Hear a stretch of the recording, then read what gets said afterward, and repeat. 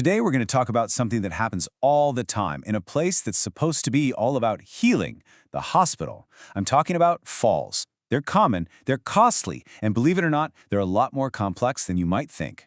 So let me ask you this. In a place packed with high-tech gear and brilliant medical professionals, what's one of the biggest, most common dangers? You might be surprised. It's simply falling down. And the fallout from that? Well, it can be really, really serious.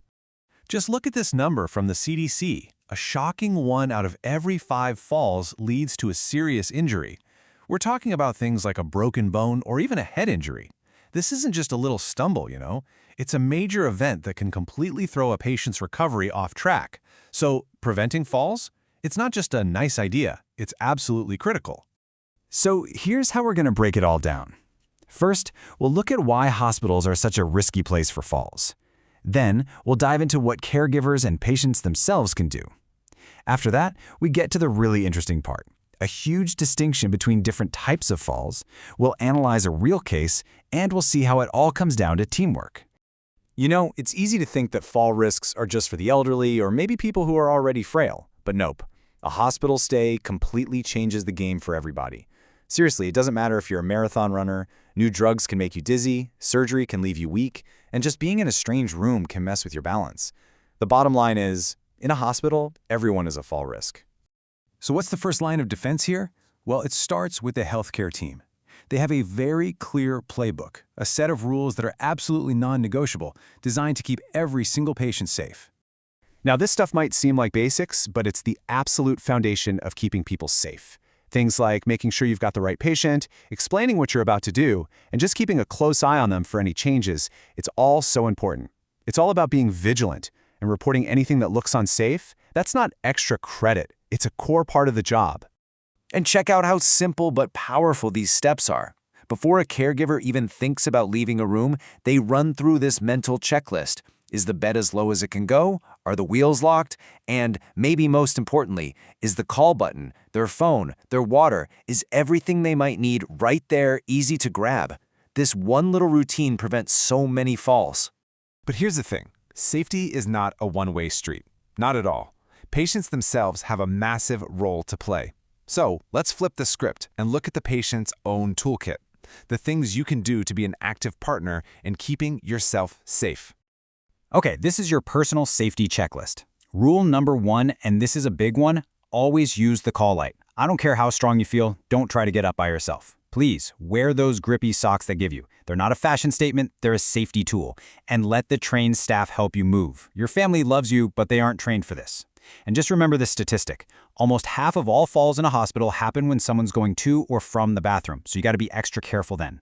And this brings up a super common mistake. People just grab onto whatever is closest for support. But an IV pull on wheels, a rolling tray table, an unlocked wheelchair, these things are not stable. They are accidents waiting to happen. It is so important to only use approved supports, like a walker or the handrails on the wall. And of course, just ask the care team for help. Okay, so up to this point, we've kind of been treating all falls like they're the same problem. But what if I told you that from a clinical standpoint, not all falls are created equal? This next idea is a total game changer in how safety experts think about this, and it's really the aha moment of this whole thing. This quote right here changes everything. The goal isn't to prevent every single fall. Why? Because if you try to do that, you might end up with patients who never move, and we know that movement is crucial for getting better. The real, smarter goal is to reduce unassisted falls. Those are the ones that happen when a patient is all alone. That's where the greatest risk is, and that's what we can prevent. So let's break this down. An unassisted fall, well, that's when a patient goes down alone. But an assisted fall, that's totally different. That's when a caregiver is right there, they see the patient start to lose their balance, and they actually guide them safely down to the floor. See the difference? An assisted fall isn't a failure, it's a successful intervention. And this is exactly what that looks like. The caregiver stays in control, slows the patient's descent, and protects them from a hard impact.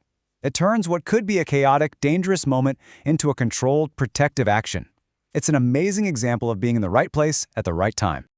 All right, so now that we have this new way of thinking, assisted versus unassisted falls, let's apply it to a real-world situation. This is where the rubber meets the road, connecting the big idea to what actually happens on a hospital floor. So here are 3 different scenarios. We're going to zoom in on that second one. the one about a patient named Sarah Suthers, and see how our new understanding of falls really changes how we look at it. So here's what happened. Sarah Suthers' legs just gave out while she was walking, but a caregiver was right there with her and did a guided or assisted fall. Now, in the old way of thinking, this might have been written up as a failure, but with our new perspective, we see it for what it really is, a success. The system worked perfectly. A caregiver was present and stepped in, probably preventing a really bad injury. And the reason this whole distinction is so incredibly important is because the potential for harm is just so high. An injurious fall can be something minor, needing just a little ice, or it can be moderate, needing stitches, all the way up to a major event requiring surgery, or in the worst-case scenario, it can even result in death. The stakes are just enormous. And if you need more proof, here's the hard data. An unassisted fall is nearly twice as likely to cause an injury as an assisted one. That number, 1.83 times the odds, that's the whole reason the clinical focus has shifted. It proves that having a caregiver there is the single biggest factor in preventing someone from getting hurt in a fall. So, all of this brings us to our final, and honestly, our most important point. If the big goal is to prevent those dangerous, unassisted falls, and the key is having someone there to help, then it becomes crystal clear that safety isn't just one person's job. It's a team sport. It's a true partnership. The data also gives us a roadmap for where to focus our teamwork. Patients with cognitive issues or those over 65 are at a much higher risk. But just look at that last number. If a gait belt, which is just a simple safety belt that gives a caregiver a secure handle, isn't part of the plan, the patient's odds of having an unassisted fall are 7 times higher. That's a huge preventable risk. So if you remember one thing, make it this. The goal isn't to get to 0 falls. The real goal is to make sure that when a patient does start to fall, someone is there to help them. That is how you slash injury rates. That's the new way of thinking about patient safety.